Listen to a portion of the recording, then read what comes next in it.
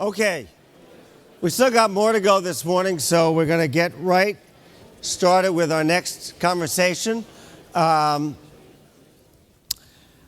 had a chance in this job to meet Samantha Power on a number of occasions, and early on, I think the first person I invited to come and speak at our conference this year was Ambassador Power, and she's coming off a recent trip, so she was able to join us here in Washington. So let me just open with one first question. Now, a lot of people don't know really what the ambassador to the UN does. And we've watch House of Cards? Well, we've seen House of Cards, and so Robin. Now I know that President Obama has Michelle, so you're not married to the president, but maybe you could help peek behind the curtain. So we've seen Robin Wright, but maybe you could tell us a little bit more of what it's really like, not just what it's like on House of Cards. Okay. Well, to start, I'll state the obvious, which is that there are very few problems on planet Earth that can be solved by one country acting alone these days. So whether it's fighting ISIL or fighting climate change or fighting Ebola, we do a lot of fighting. It's really important that you harness the resources of lots of countries at once, because these threats cross borders, because no one country can bear the burden alone, et cetera. And so a ton of what the U.S. ambassador does, because U.S. leadership is critical to mobilizing those coalitions, is come forth with our commitment and then seek to leverage those commitments to get other countries to pile on. The other thing we do is we're forever looking to build our norms and extend our norms and institutional frameworks and legal frameworks so they're tailored toward 2016 and not toward 1945. And so some examples on that, who knew that terrorism in the 21st century would entail so much use of antiquities as a means of moving money around? The extent to which the foreign terrorist fighter problem has cropped up with people flowing from developed countries, from the United States, from lots of countries in Europe into Syria and Iraq, and then returning to their countries.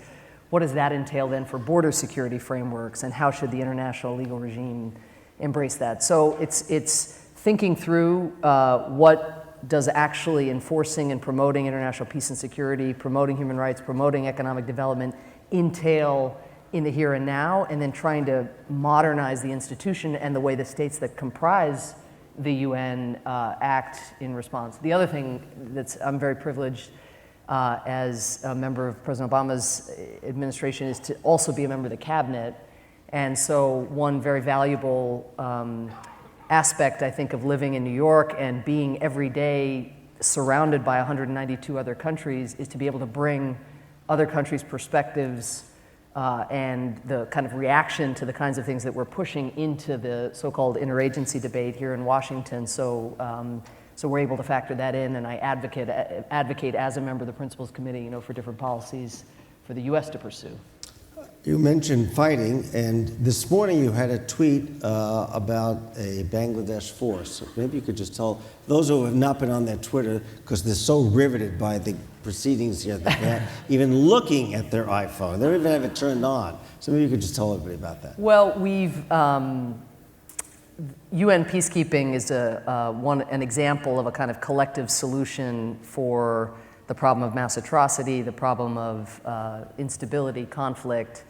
And of course, half of every society is women, but the UN peacekeepers, the militaries, the UN police who deploy tend to be very male-dominated, as they are within the member states that comprise the UN. And this is something that is a recurring theme, that the UN tends to be a symptom and reflect the dynamics that exist within member states. So we were very encouraged. Bangladesh has taken the lead not only in creating all-female police units, but also appointing a female commander for the first time. So what I tweeted was a picture of this all-male unit with this female commander that is about to deploy to a UN peacekeeping mission. So actually, you're the and it got a lot of retweets. It was. I wasn't expecting my Bangladesh tweet to go viral. It's a large Bangladesh contingent. So, yeah, clearly. I've got a lot of Bangladeshi followers. You are the fourth woman who's been our representative to the United Nations. And do any other countries have as strong a record? And also, how has that perhaps helped more women in more senior leadership roles in foreign policy? Well, when you put it that way, I've never actually thought of myself as one of four, but they're an amazing four. Jean Kirkpatrick, Madeleine Albright, Susan Rice, or amazing three at least. And I do my best. Amazing four. Would we agree an amazing four? Amazing Yes. three at least. But they're, I mean, I remember growing up and coming, I was an immigrant to this country, and Jean Kirkpatrick made quite the impression, even on a young Irish immigrant. I mean, just as this force of nature standing up for American values, American interests, and Madeleine Albright, of course, famously during the Yugoslav crisis, the war in Bosnia, Kosovo, her strength, and of course Ambassador Rice securing some of the toughest sanctions we've ever seen against Iran, which in turn helped give rise to this nuclear deal. So it's an amazing lineage. I don't know how other countries have done by comparison, but I can tell you that when I was nominated by President Obama to try to seek advice and consent from the U.S. Senate to be in the job, one of the first people I called was Madeleine Albright, and she said that what she had done when she got to New York, and at that time there were 183 countries in the UN, is she had created a group of women ambassadors and who met regularly and tried to think, were there things that they could cooperate on? Could they move the needle in different respects, whether on women's empowerment or protection of women in conflict or on things totally unrelated to women? And the group, sort of sad to say, was called the G7 because there were only 7 women ambassadors out of 183 in the entire UN, and that was 1993 when she started. We're now the G36. I've created the same network. We're now 193 countries in the UN. The percentage, interestingly, the 36 out of 193 is almost identical to the decimal point to the percentage of women in Congress, in the US Congress. So again, I think speaking to the way in which the UN is a reflection of how things are in member states. And unfortunately, there's never been a woman Secretary General. There have been 70 presidents of the UN General Assembly, and only 2 of them have been women in the entire 70-year career. And now, even though we 2 years ago had 6 women ambassadors out of 15 on the UN Security Council, which is the kind of premier body for promoting international peace and security, just because of the rotation of ambassadors in and out of New York, but also countries off the council and new countries on, we're now down to 1. So in 2016, we have 1 woman ambassador out of 15. That would be you. That happens to be me. And when I think about, young girls, those tours that come through the UN, and they look in 2016 and they see this horseshoe and raising our hands or not raising our hands, depending on how the day is going, and just to see 1 woman there, it's a complete anachronism. So I think it cuts in lots of different directions. Of course, in order to make progress on the substance, we need the men to be elevating women's empowerment and fighting sexual violence with all the same zeal as women ambassadors. So we need to do both, get more representation because it's right and normal, and we also need the issues not to be marginalized, and they can't depend on women ambassadors to be raising issues that are of central importance to everybody. The U.S. and your role at the UN, partly, advocating for rule of law, partly also advocating a certain moral tone. 2 thoughts I have. One is, how do you thread that needle? And I know recently you took a number of ambassadors to a Broadway show, Fun Home. Maybe you could also talk about that a little bit. Well,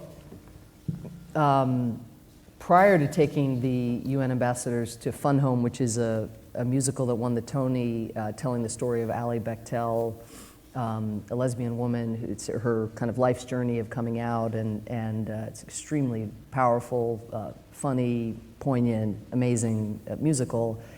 Prior to bringing 17 ambassadors to that, recognizing that LGBT rights are not universally hailed, to say the least. There's more than 75 countries that criminalize being gay.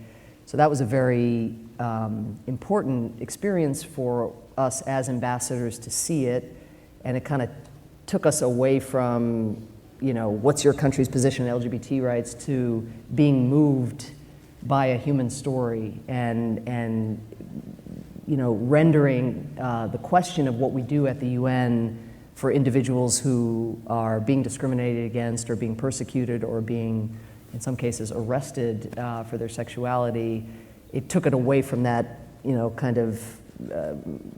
fight with one country on one side of the room and others on another side of the room to something much more human, where it was about how do you identify with this girl, and couldn't it be your daughter or your friend? And it was really extremely powerful to see this cross-regional group. We had countries from Africa, Asia, Latin America, Eastern Europe. It was very, very powerful. And it meant a lot to the cast, because they said, we feel every night that we're changing America a little bit, but we never thought we could change the world. And by getting this story and this way of generating empathy out into the sinews of the world, maybe we can make a dent over time. But prior to Fun Home, I took the Security Council to Hamilton. And I'm very proud of a number of... This sounds like a good job. Yeah, exactly. Don't get the wrong idea. It's mainly terrorism and aggression and conflict. But part of the reason to do that is also, there's a way in which countries that are developing, whether economically or in terms of their nascent or not yet extant democracies, there's a way in which they see the United States as the sum of where we are in 2016 with all of our struggles, very well advanced with strong institutions, with checks and balances, of course, with our economy. It's hard for them to identify with our creation and with our struggle and with the early years and how contested everything was and how uninevitable the journey that we've been on actually is. And so, again, like with Fun Home, to bring people back into the foundational story, I think on the back end of an experience like that, you're in a stronger position to deliver a tough message about what may be going on within another country's borders if you do so from the position of, we're not holier than thou about this. We've had our own struggles, and this is where we've come from. So, what partly germane to this audience, what do you think is the role that global economics, trade, and investment can do in furthering human rights, human development, and so we can link those a little bit better? Well, we have to link them a little bit better, and I'm struck wherever I travel that the concept that unites economic development, trade, foreign investment with freedom of speech, freedom of religion, democratization, the civil and political rights, the concept that unites them is dignity. And, it is extremely important for us as a government to be advocating on behalf of policies that are actually going to expand the availability of opportunity and jobs and are going to encourage economic development and growth in these countries. And at the same time, since policies and corruption and actions that would negate those gains or would make it less likely that companies would be drawn to come or that the country would trade,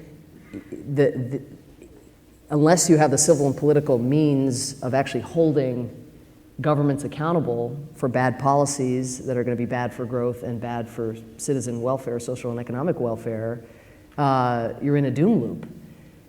So people have to be able to speak out, they have to be able to vote, they have to be able to hold a corrupt official accountable.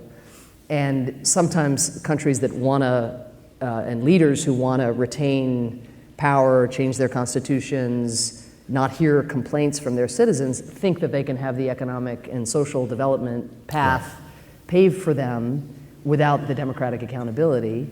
And sometimes in the past, not just the United States, but Western governments generally have really pushed very hard in terms of freedom of speech and the civil and political rights without recognizing how central it is to people's lives that they have livelihoods. And I think President Obama has really always, when he's talked about economic development, talked about the centrality of human rights to that journey, and so too talked about, you know, the hollowness for some of going and voting on an empty stomach and not being able to get medicine for your kids or to have high infant mortality rates. And so this linkage between the social and economic and the civil and political, I think is thick in people's real lives, and it should be thick in the policies that we put forward. And the private sector has a critical role because, you know, while you come to governments and make whether a moral case or a self-interested case for human rights and pluralism and so forth, you know, they go, yeah. When a company comes and says, look, if you don't strengthen your institutions, if I don't know if my contract is going to be enforced, if in order to get a permit to set up a business or, you know, even to put utilities in my warehouse, if I got to pay a bribe, that's not a reliable climate for me. And so much of the incentive for them to change comes from the fact that they are drawn to trying to pull in investment. And so just being vocal and articulate, even if it can sometimes feel awkward or too political, I think that's going to be a critical part of those investment climates changing and the welfare of the people over time being advanced, which is going to make for a more secure and stable world all around. What, exactly to that point, I mean, the people here who do business around the world, and we've often thought that when we build things together, make things together, we actually form more durable and stronger ties. Is there something you'd like the business community to do more of here? And they also sometimes complain, and I'd like to get a response, that our stance on human rights, they feel sometimes hurts them in countries because the United States makes a stronger case about that than some of their foreign competitors. So how do we, what more can they do, and how do we also make that clearer? I think I'll give you a couple examples of the sort of lead by example. So there's a kind of continuum from lead by example to more vocal engagement of the kind that I am describing and I know is hard, but that I would advocate for.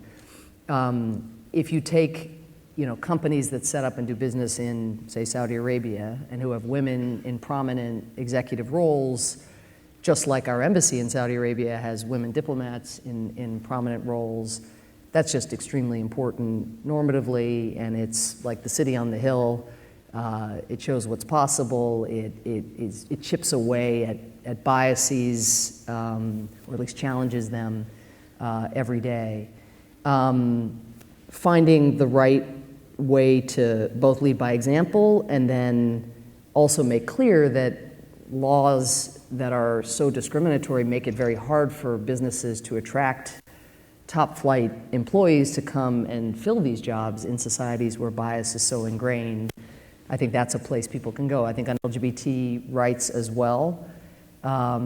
It's again, particularly for many of those governments I mentioned, the 75 governments who have criminalized being gay, it's a kind of pragmatic argument that a CEO can make to a leader of a country and just say, look, I'm really having trouble attracting my best people. Because it is well known, you have these high profile cases where you're arresting people in consensual relationships, or you've just passed some high profile law, you know, which has the death penalty for being gay. I mean, this is just gonna make it really hard for us and make a kind of consequentialist case. My 2016 appeal, in addition to, of course, leading on human rights issues along the lines that I've described, my appeal for now relates to refugees, because there are now 60 million displaced in the world, 60 million displaced people, which include more than 20 million refugees who cross borders and then more than 40 million internally displaced. We, the United States, and we, the developed donor community, have never been more generous in the history of the world in terms of trying to address the needs of these people who have fled everything and are living in desperate conditions. And yet the gap between what is needed and what we are have been able to provide has never also been greater, because 60 million displaced is more than we've had since the Second World War, and that was a temporary displacement that when the war ended was something that we could begin to address and shrink those numbers. So what am I asking for? I think the share of citizen contributions and private contributions to tending to the flight, to providing schools, shelter, food for those who have fled into neighboring countries, countries that neighbor the country where the conflict is occurring, like Jordan, Lebanon, Turkey in the case of Syria, in Asia, with so many people fleeing Burma and persecution against Muslims there, those who flee to Malaysia, Indonesia. But just bearing in mind wherever your companies are, that there is likely to be an inflow of people who are starting over. And many in this country are either themselves descendant of refugees or know people who are, or immigrants. I mean, that's part of the richness of the fabric here. But to muster the moral imagination to say, imagine what it would be like to have been an engineer or an architect or a professor, and then find yourself stripped of literally everything, where you had to pay your life savings to the smuggler to get yourself across a border. You're there with your family. What do you do? So what does that actually entail concretely? I think material contributions to some of the organizations who are doing this essential work, again, at a time in our lifetime of unprecedented displacement. The Mercy Corps, the International Rescue Committee, the Church World Services, they're caring for people in the region, but they're also, some of these organizations care for those who actually gain admission into the United States. President Obama has committed to getting 85,000 refugees into this country this year, which is not enough, it's the floor, but it's an important contribution. But also, even alongside any financial contributions that people can muster wearing their corporate social responsibility hats, the innovation and the entrepreneurship, just the skills and the insights you have that we in government and many in the humanitarian aid community just don't have, of figuring out how to harness new technologies to ensure that the educational experience is something that will allow kids. 53% of people in these camps are kids, and most of them are out of school. How could an educational experience be created that would approximate what they left behind? Is there a way to do shelter in a more cost-efficient way? Can you hire refugees? Chobani, famously in this country, 30% of its factory workforce in New York and Idaho are refugees. There are just lots of examples. Daimler in Germany has now created a vocational training program for Syrian and Iraqi refugees who come in as part of this new influx, just to give these people, again, that dignity when they arrive that is the first thing stripped of them when they are reduced to flight. So if there's anything, there's a website, aidrefugees.gov, that lists a lot of the organizations doing very important work. But if any of you are interested, the U.S. government is very eager to help do a little match.com between you and those who are out there trying to help this population in grave need. I have one final question, because we've sort of covered the full. I was going to ask you about refugees, but we got there first. You and I sometime have talked about places where you see good governance, countries really on the move. As an example, we talked about Sri Lanka as one.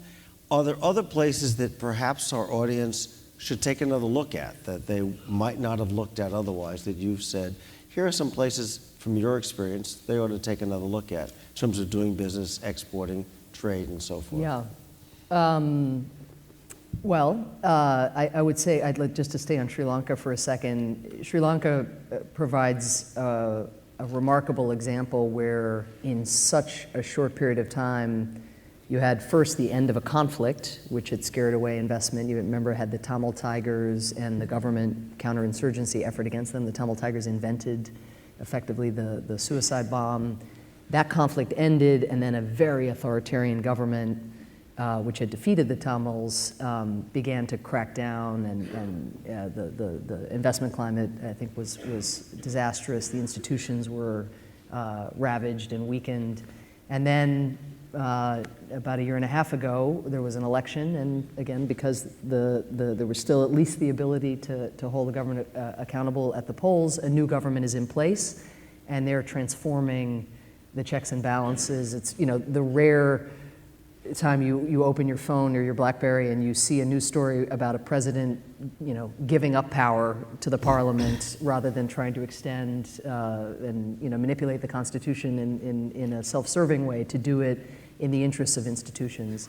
So, I think an example like that is extremely important, and from a policy standpoint, of course, very important to double down on. We're increasing our high-level visits and trying to enhance our security relationship. There's amazing ports in Sri Lanka. It's in a very strategic part of the world, and it has a long tradition of being a democracy, even if it was one that went through a very rocky time. So that's a very bright light, I think, on the horizon. Tunisia, of course, is the little country that can, out of the Arab Spring, institutions that had been really gutted by the dictatorship, but a place where women's rights have always been respected, and there's a strong middle-class base. Difficult now because ISIL has staged some attacks there, but that's one reason that we've deepened our security partnership with Tunisia. And it's extremely important, of course, for the experiment that they are pursuing with great bravery and resilience, for that to succeed. So that's another place I would look to. And then, of course, Burma. We've just had Aung San Suu Kyi, not quite elected president, but as she's put it, she's now going to be counselor, and I think we've already lifted many of the sanctions on Burma because of the democratization process. There's still a military check on the extent to which the democracy can go guns blazing. But I think it's a country to watch, and her stated commitments to strengthening rule of law, fighting corruption, checks and balances, I think means that it could be a place that over time makes for a good investment climate. It's going to take time, of course, to undo a lot of the damage that's been done over many decades. But. Good. Okay, you've heard three. We're open. I know. Good news stories. The I bright know spots. off the top of my head, we are definitely open in Burma, and we're also open in Sri Lanka. I haven't memorized all 192 countries on our website, so we can check out the rest. But thank you. Thank you. Just join me in and Thanks so much. Samantha Powell for joining us. Thank you. That's great. Thank you. Good. Pleasure. Of course.